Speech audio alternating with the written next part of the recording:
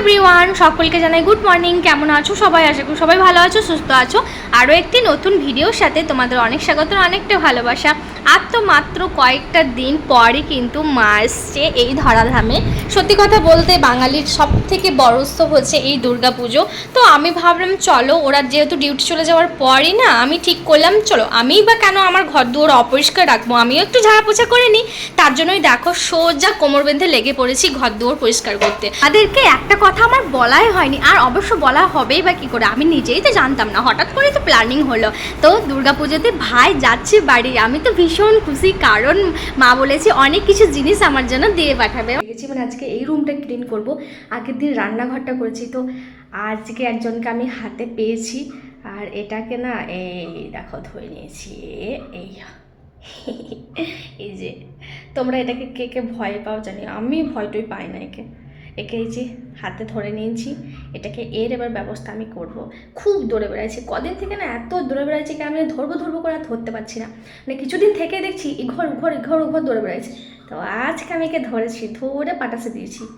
তো আমি তো এমন এক প্রাণী যে আমি আরশোলা দেখলে একদম ভয় পাই না। তোমরা কে কে আরশোলা দেখলে ভয় পাও জানি। যে ঘর ঝাড়তে আমি আরশোলাটাকে পেয়েছিলাম, তো ওই আরশোলাটাকে নিয়েই আমি একটা রিলস বানিয়ে দিয়েছি, অবশ্য আপলোডও করেছি। তোমরা অনেক হাসাহাসি করেছো, অনেকে বলেছো আমি ভয় পাই এই সমস্ত কিছু। তো আমি একটা জিনিসে ভয় পাই, যে জিনিসটা কিন্তু মানে খুব ছোট, অথচ কিন্তু আমি যদি তোমাদেরকে বলি না, তোমরা হেসে গড়াগড়ি দেবে যে ওরে বাপরে তুই এত ছোট জিনিসটাকে ভয় পায়। আসলে সববার মানে সব মানুষেরই প্রত্যেকেরই একটা না একটা জিনিসে ভয় লেগেই থাকে, তাই না বলো?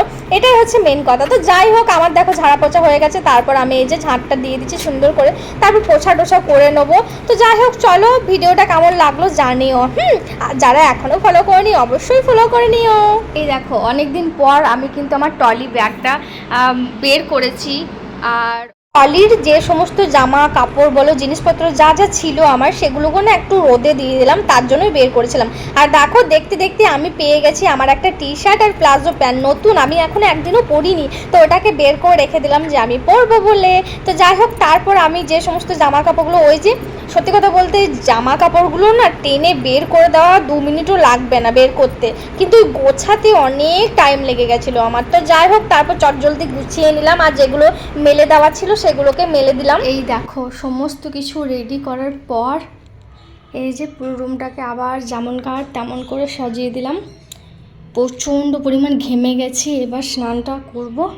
একবার সকালে স্নান করেছি, রান্না করেছি, পুজো করেছি, তারপর একদম ঝাড়াঝুড়ো করতে লেগেছিলাম, তো আবার ঘেমে টোল ঘামা হয়ে গেছি।